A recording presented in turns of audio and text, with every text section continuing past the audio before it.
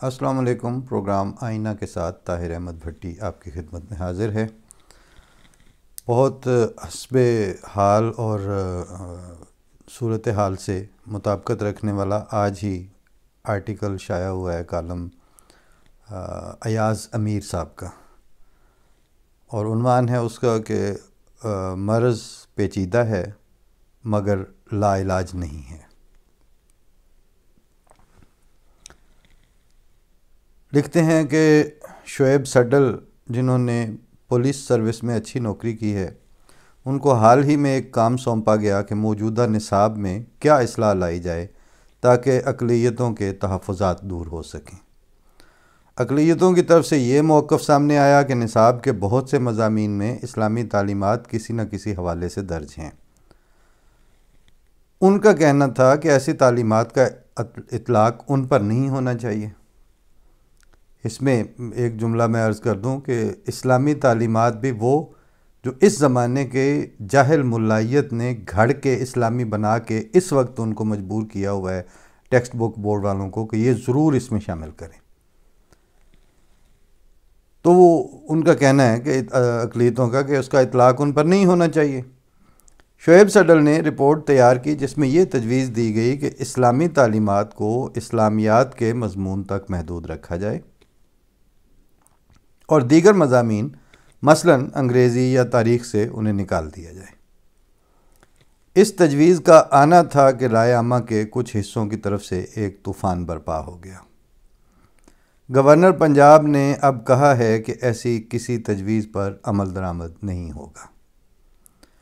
شعیب سڈل کی غلطی یہ تھی کہ وہ بھول گئے کہ وہ کس معاشرے میں رہتے ہیں اور ایسی تجویز وہ کس کو دے رہے ہیں۔ دنیا کے بیشتر ممالک میں ان کی تجویز کو وزن دیا جاتا، لیکن پاکستان کے حالات مختلف ہیں۔ ہمارے انداز اور ہماری بنیادی سوچ دیگر معاشروں کی اکثریت سے یکسر مختلف ہے۔ ہمارے ہاں کئی باتوں کا تذکرہ نہیں ہو سکتا۔ یہاں لازمی نہیں کہ بات منطقی ہو تو اس پہ بحث ہو سکے یا اسے مان لیا جائے۔ بحیثیت مجموعی ہمارے معاشرے کی جو اپروچ ہے اس کا دلیل یا منطق سے بس واجبی سا تعلق ہے۔ شعیب سڈل یہ بات بھول گئے کہ حالانکہ زمانہ دیکھ چکے ہیں اور اس لحاظ سے ہمارے معاشرے کے رجحانات سے انہیں بخوبی آگاہ ہونا چاہیے تھا۔ اس تناظر میں یہ کوئی عجیب بات نہیں کہ ان کی تجویز کو رد کیا گیا ہے۔ عجوبہ تو تب ہوتا کہ اگر ایسی معقول تجویز مان لی جاتی، پھر حیرت ہونی چاہیے تھی واقعی کہ سوسائٹی اتنے تنزل اور اتنے کار مذلت میں گری ہوئی ہے اور اتنے معقول آدمی نے، دیانتدار آدمی نے جو مناسب سمجھا اس نے ایک معقول تجویز پیش کی تو یہ مان بھی لی گئی۔ تعجب تو تب ہوتا کہ یہ تجویز مان لی جاتی اور کوئی طوفان برپا نہ ہوتا۔ ایسے نقطہ نظر کے لیے دلیل تو دی جا سکتی ہے کہ اسلامی تعلیمات اسلامیات کے مضمون کے دائرہ کار میں رہیں، لیکن پاکستان جیسے معاشرے میں ایسا کہنا ناممکن ہے۔ ایسی بات ماننے کو یہاں کوئی تیار نہیں ہوگا۔ چھوٹی چھوٹی بات پر یہاں پہ صرف تکرار نہیں بلکہ ہنگامہ برپا ہو جاتا ہے، اور ہمارے تصورات کے مطابق یہ کوئی چھوٹی بات نہیں ہے کہ انگریزی جیسے مضمون سے اسلامی تعلیمات کو ہٹایا جائے۔ لہٰذا جو ہوا سو ٹھیک ہوا، نصاب جیسا تھا ویسا ہی رہے گا۔ بہرحال اس نقطے کو چھوڑیے، نصاب میں اسلامی تعلیمات کو ایک طرف رکھیے۔ سوال یہ اٹھتا ہے کہ وسیع تر تناظر میں ہمارا علمی معیار اتنا گر کیوں گیا ہے؟ اس کا خیر ایک جواب تو یہی ہے کہ اس نقطے کو ایک طرف رکھنے کی وجہ سے ہی گر گیا ہے، کیونکہ جب اصولی معاملات کے اوپر قوموں اور معاشروں میں اور افراد میں سٹینڈ لینے اور پلٹ کے جواب دینے کی استطاعت اور اخلاقی جرات مر جائے تو علم اور ایکیڈیمکس انہوں نے رکھنے کہاں ہیں؟ وہ میرا عاجز کا ہی ایک پرانا 90s کی دہائی کا لکھا ہوا شعر ہے کہ سر چھپائے گی بے قراری کہاں۔ جب دل بے قرار ٹوٹ گیا۔ تو علمیت اور اکیڈیمکس کو آپ نے رکھنا کہاں ہے جب آپ اس سطح پہ اخلاقی جرات کے لحاظ سے دیوالیہ ہو چکے ہوں تو۔ لیکن بہرحال آگے اچھی گفتگو اٹھائی ہے۔ فرماتے ہیں کہ سوال یہ ہے کہ ہمارا علمی معیار اتنا گر کیوں گیا ہے؟ انگریزوں نے اور جو بھی کیا وہ ایک اچھا تعلیمی نظام چھوڑ کے گئے تھے۔ شروع کے سالوں میں ہمارے کالجوں اور یونیورسٹیوں کا معیار بہت اونچا ہوا کرتا تھا، پھر کیا ہو گیا؟ کون سی بیماری ہمارے تعلیمی نظام کو لگ گئی کہ معیار پست سے پست تر ہوتا چلا گیا؟ یہاں پر اگر میں اپنا ذکر کر سکوں تو کہتے ہیں کہ میری پہلے 3 سال کی تعلیم ایک عیسائی اسکول میں ہوئی، سینٹ ڈینیز، جو کہ کشمیر پوائنٹ مری میں اب بھی واقع ہے۔ اس کے بعد میں لارنس کالج گھوڑا گلی منتقل ہو گیا، جہاں سے میں نے 1965 میں سینئر کیمبرج کا امتحان دیا۔ اس وقت ہمارے نصاب میں نہ اسلامیات بطور مضمون تھا، نہ پاکستان سٹڈیز۔ تاریخ کے مضمون میں ہندوستان کی تاریخ پڑھی، نماز ہم گھر سے سیکھ کے آئے تھے۔ یہ ہے جناب اصل بات کہ جڑے اتھے پیڑے کہندے وہ لاہور بھی پیڑے جنہوں نے گھروں کچھ نہیں سیکھیا، جن کو گھر سے نماز قرآن شریف ان کے انتہائی بچپنے میں والدین نے نہیں سکھائی، معاشرہ ان کے گھر کی معاشرت ایسی نہیں تھی، ان کے اوپر آپ نصاب کے ذریعے کیا لاگو کرنے لگے ہیں؟ کہتے ہیں نماز ہم گھر سے سیکھ کے آئے تھے۔ سردیوں کی 3 ماہ کی چھٹیوں میں چکوال میں گھر کے قریب جو مسجد تھی وہاں جا کے قرآن کا پڑھنا ہو جاتا تھا۔ لارنس کالج میں مغرب کی نماز باجماعت ہوا کرتی تھی اور جمعہ کی نماز بھی۔ تاریخ کے مضمون میں اسلام کا ذکر تاریخی حوالوں سے جہاں آتا وہ ہم پڑھتے، لیکن جیسا کہ عرض کیا ہے کہ اسلامیات بطور مضمون ہمارے نصاب کا حصہ نہیں تھی۔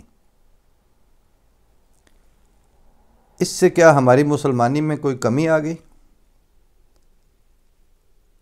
اور یہ صرف لارنس کالج گھوڑا گلی کے زمانے کی بات نہیں ہے۔ اس وقت جو لکھوک مسلمانوں کے بچے ادھر کے یورپ اور امریکہ اور کینیڈا، آسٹریلیا، جاپان، برازیل یا نیوزی لینڈ میں پڑھ رہے ہیں، وہاں اسلامیات ان کے نصاب کا کہاں حصہ ہے؟ اور وہ بھی وہ والی اسلامیات جو وہاں کے وفاق المدارس والے گھڑ گھڑ کے آپ کو دے رہے ہیں۔ پاکستانی ملا کی اسلامیات تو اس وقت نہیں موجود ہے پوری دنیا کے جو دوسرے ممالک ہیں ان میں، تو پھر وہ بچے کس طرح مسلمان ہیں؟ یہ نسلیں کس طرح مسلمان رہ سکتی ہیں؟ تو کہتے ہیں کہ کیا ہماری مسلمانی میں اس سے کوئی کمی آ گئی، یا آج کل کے نصاب کی وجہ سے پاکستان ایک بہتر معاشرہ بن گیا ہے؟ یہ دوسرا سوال بھی بہت ویلڈ ہے۔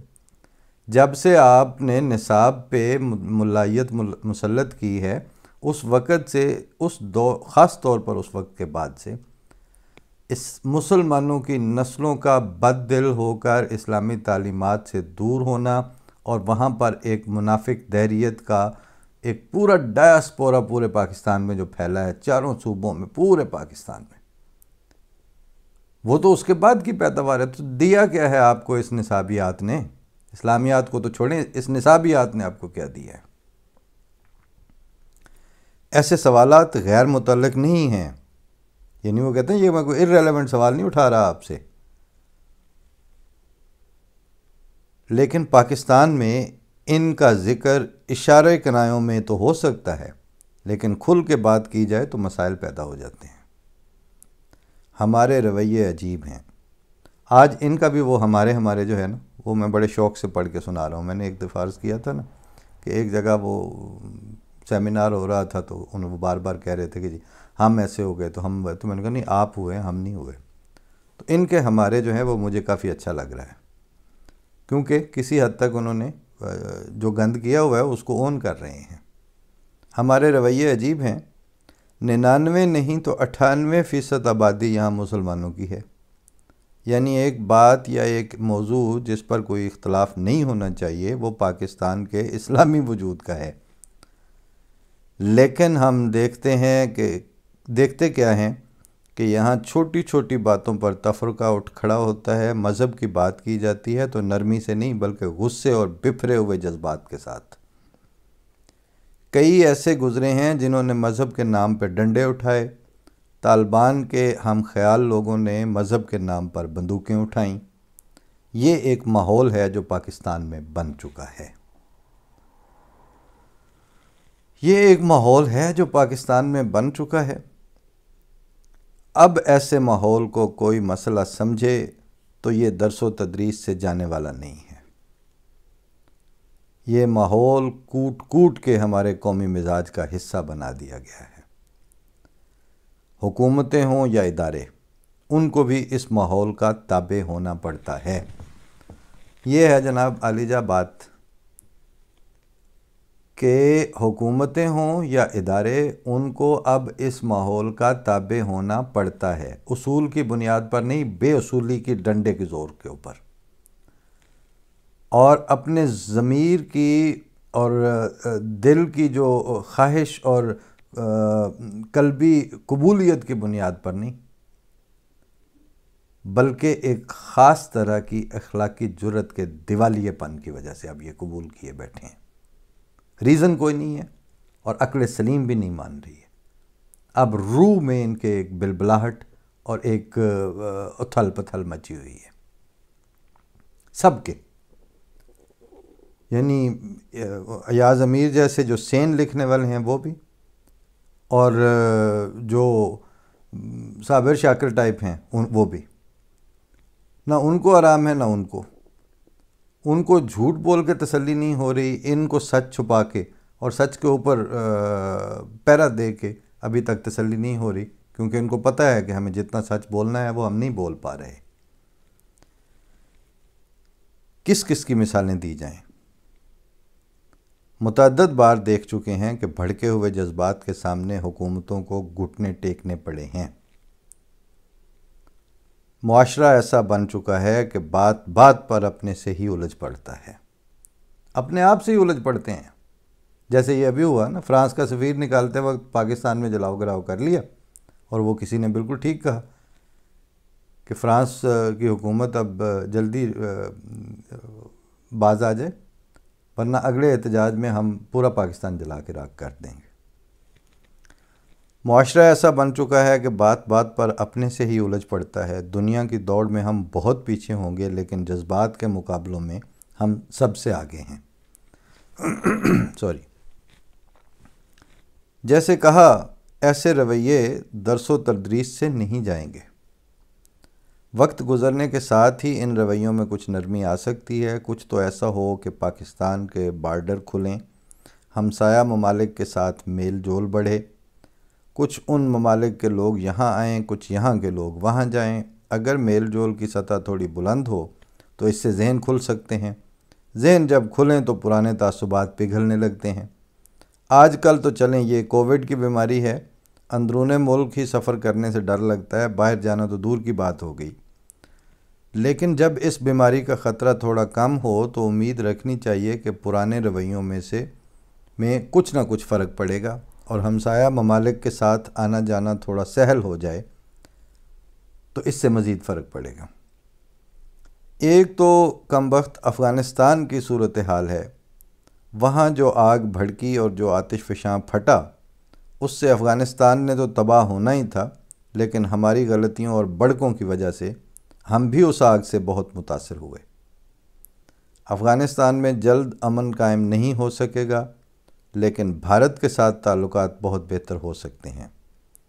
اس کا یہ مطلب نہیں کہ تمام مسائل حل ہو جائیں گے، ایسا نہیں ہوگا، لیکن کشیدگی میں کمی تو آ سکتی ہے۔ کشمیر کا مسئلہ جلد حل ہونے والا نہیں لگتا، لیکن کشمیری بارڈر یا لائن آف کنٹرول کسی حد تک نرم ہو سکتے ہیں۔ کارگل سے لے کر جموں تک اگر بارڈر کراسنگ پوائنٹ کھل جائیں تو کشمیر کا مسئلہ حل نہ بھی ہو تو بھی ماحول میں بہتری آ سکتی ہے۔ اس میں پاکستان اور ہندوستان کی بھلائی ہے، اور اگر میل جول بڑھے تو کشمیریوں کے لیے بھی اچھا موقع ہے۔ اب برسبیل تذکرہ یا اس میں جملہ معترضہ کے طور پر عرض کر دوں کہ اب بات یہ ہو رہی ہے، کیونکہ مسائل اور تھے پر دل کا جانا عجب کچھ سانحہ سا ہو گیا ہے۔ اب واقعات پیچھے کچھ اور چل رہے ہوتے ہیں بیک ڈور پہ، تو اس کی انڈیکیشن جو ہیں وہ فرنٹ ڈور پہ اس طرح مین سٹریم میڈیا کے چھپنے والے اور بات کرنے والے جو صاحبان نظر ہیں وہ بھی پھر وہ ظاہر ہے اس طرح کے 2-4 لائنوں کا فیلر آ ہی جاتا ہے۔ ورنہ ایک زمانے میں نوائے وقت کے بڑے سینئر صحافی مسٹر اینڈ مسز گئے تھے وہاں انگلینڈ، اور وہاں جا کے انہوں نے جماعت احمدیہ کے چوتھے امام مرزا طاہر احمد صاحب رحمہ اللہ تعالیٰ ان سے با اصرار انٹرویو لیا اور اس کو پھر کشمیر کے حوالے سے خاص طور پر توڑ مروڑ کے پیش کیا۔ اب وہی باتیں اپنے انداز میں یہ بھی کر رہے ہیں۔ ایک اور بات کہتے ہیں کہ جس کے بغیر پاکستان کی اندرونی صورتحال نارمل یا بہتر نہیں ہو سکتی۔ یہاں پہ ذرا یہ قابل توجہ بات انہوں نے کی ہے کہ ہم تو کرتے ہیں، تو کہا جاتا ہے کہ ان کے تو جوتیوں میں انگارے بھرے ہوئے ہیں، شاید اس لیے بات کرتے ہیں۔ یہ تو چکوال میں اپنے ڈین میں بہت مزے سے بیٹھے ہوئے ہیں اور بیٹھ کے کبھی لکھ دیتے ہیں کبھی نہیں لکھتے، اور standing in the corner and watching the world, دور دور تک احمدی ہونے کی وجہ سے کوئی پرسیکیوشن یا کوئی حق تلفی اس کا تو کوئی سوال ہی نہیں ہے۔ لیکن بات کیا کر رہے ہیں، کہتے ہیں کہ ایک اور بات جس کے بغیر پاکستان کی اندرونی صورتحال نارمل یا بہتر نہیں ہو سکتی، ذمہ داری سے کر رہے ہیں اور جہاں دیدہ آدمی ہیں۔ کہتے ہیں وہ ہے ضیاء دور کے ایک آرڈیننس اور اس کی پابندیوں نے پاکستان میں ایک خواہ مخواہ کی گھٹن کی فضا پیدا کی ہوئی ہے۔ نام نہیں لے پائے، ہمت ظاہر ہے وہ پہلے ہی کٹے کھلنے کی وجہ سے وہ بات کر رہے ہیں، تو اب ایک لفظ ڈال کے تو وہ اپنے گلے پڑوا لیتے اور ان کا کام بھی نہیں ہے۔ وہ جن پہ پڑی ہوئی ہے وہ بھگت بھی رہے ہیں اور وہ سہ بھی رہے ہیں اور وہ پلٹ کے بات بھی کر رہے ہیں۔ کہتے ہیں جنرل پرویز مشرف کا اصل قصور یہ بنتا ہے کہ وہ اس قانون کو ختم کر سکتے تھے لیکن انہوں نے یہ موقع ہاتھ سے جانے دیا۔ اس دن میں کراچی میں تھا، بلکہ ملیر کینٹ میں ہی ہم ٹھہرے ہوئے تھے۔ اس وقت کے میجر تھے، بعد میں وہ بریگیڈیئر ہو کے ریٹائر ہو گئے، تو ان سے جب رات کو یہ واقعہ ہو گیا، جو ٹیک اوور تھا آرمی کا جنرل مشرف والا، تو اگلے دن چونکہ ہر چیز ہارٹ پہ چلی گئی، تو وہ مجھے کہتے ہیں لگتا طاہر ہون تہاڈی بھی کوئی ساتھ سوکھا ہو جائے گا۔ میں ہی ساڈا نہیں ہون لگا۔ تو سو کے اٹھے تو جو اگلے دن ہیڈ لائن تھی وہاں پہ جنگ کراچی سے، اس میں باقاعدہ یعنی وہ سپر لیڈ یہ لگی ہوئی تھی سرخی کہ ہر چیز پہ انہوں نے، ہر چیز ہارٹ پہ ہے، آئین اور اس کی ساری چیزیں، عدالتیں فلاں فلاں، لیکن آئین کی اسلامی دفعات مراد یہی جو احمدیوں کے حوالے سے یہ بہرحال جوں کی توں رہیں گی۔ تو اس وقت کا آرمی چیف اور ایک بندہ بھی وہ کھلے ڈلے ذہن کا تھا اور لبرل اور سارا کچھ، لیکن یہ وہ پوائنٹ تھا کہ جو ہاتھوں کی دی ہوئی گریں مشرف کے دانتوں سے بھی نہیں کھلیں، اور آج یہ بھی کہہ رہے ہیں کہ جنرل پرویز مشرف کا اصل قصور یہ بنتا ہے کہ وہ اس قانون کو ختم کر سکتے تھے لیکن انہوں نے یہ موقع ہاتھ سے جانے دیا۔ کوئی تو آئے جو اس قانون کو ختم نہ بھی کر سکے تو کم از کم اس کے اطلاق کو بے معنی بنا دے، ایسا شخص قوم کا محسن کہلائے گا۔ ٹھیک، کالم تو ان کا یہاں ختم ہو گیا، اور میرے لیے وہ بہت محترم ہیں۔ جہاں جہاں بھی جب بھی ملاقات ہوئی ہے یا امیر صاحب نے، اور جب بھی میں نے بلکہ زحمت دی تو گھنٹہ بھر بھی میرے پروگرام میں شامل ہوتے رہے، لکھنے کو کہا تو وہ سارا آنکھوں پہ کر کے اجازت بھی دیتے رہے کہ جو میری تحریر آپ چاہیں پیش کریں یا بات کریں۔ لیکن بات وہی ہے کہ یہ سلسلہ ہم کہتے ہیں کہ وہ کم از کم کسی صدر پاکستان اور چیف آف آرمی سٹاف سے شروع ہوگا۔ صدر پاکستان اور چیف آف آرمی سٹاف یہ کہتا ہے کہ جناب جب اسمبلی کے ممبران جو ہیں وہ سینے پہ ہاتھ دھر دھر کے قسمیں کھا رہے ہوں کہ بس سر کٹا دیں گے اور سر تن سے جدا کے اسمبلیوں میں نعرے لگ رہے ہوں، تو ہم کس طرح اس مسئلے کو ہاتھ ڈالیں؟ اور خود ایاز امیر جیسے دانشور اور کلیئر ہیڈڈ قسم کے رائٹرز وہ ساری بات کر گئے ہیں، لیکن وہ ایک آرڈیننس، لیکن اس آرڈیننس کا نام نہیں ذکر کر سکے۔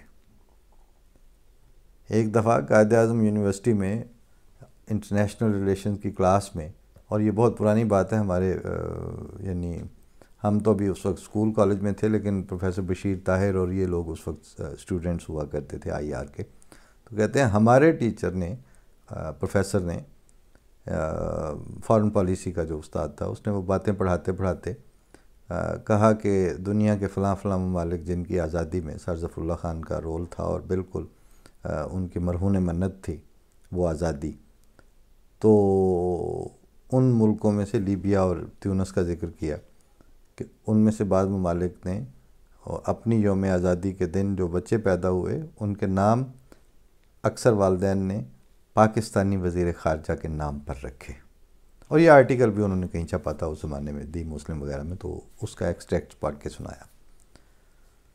تو بشیر طاہر صاحب اس وقت اسٹوڈنٹ تھے، انہوں نے کہا لیکن سر اس آرٹیکل کے رائٹر کو یہ توفیق نہیں ہوئی کہ جس پاکستانی وزیر خارجہ کے نام پر دنیا کے دیگر ممالک کے لوگوں نے اپنے بچوں کے نام رکھے تھے، یہ آرٹیکل لکھنے والا کالمسٹ اس وزیر خارجہ کا نام نہیں لکھ سکا۔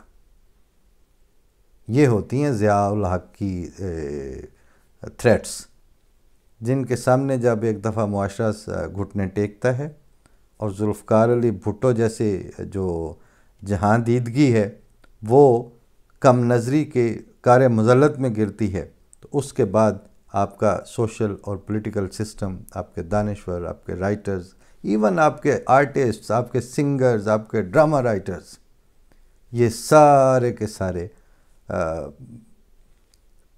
امپورٹنٹ ہو جاتے ہیں، ان میں سے وہ جرثومہ حیات ختم ہو جاتا ہے جو آگے زندگی کی نمود کے لیے ضروری ہوتا ہے۔ وہ سب کو ظاہر ہے واپس آنا پڑے گا، لیکن اب احمدیوں کی بہبود اور آزادی اور ان کے حقوق کی خاطر نہیں، اب اپنی سروائیول کے لیے آپ واپس آئیں تو آئیں گے، ورنہ احمدی وہ ادھر ہی ہوں گے، آپ نہیں ہوں گے۔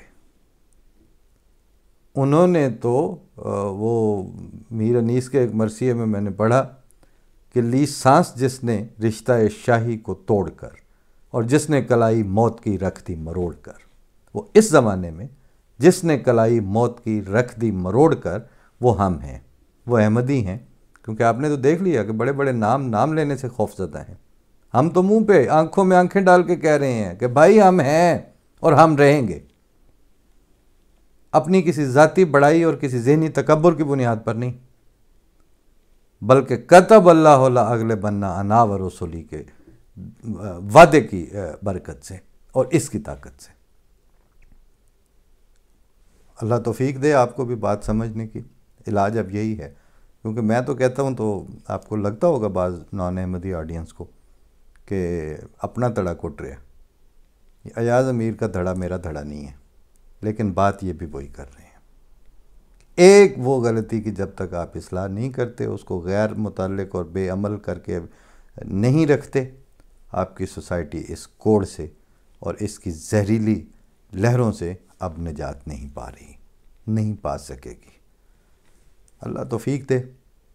فی امان اللہ۔ جاتے جاتے وہ جگر مراد آبادی کا ایک شعر سنا دیتا ہوں کہ اللہ اگر توفیق نہ دے انسان کے بس کا کام نہیں، فیضان محبت عام سے ہی عرفان محبت عام نہیں۔ فی امان اللہ۔ السلام علیکم۔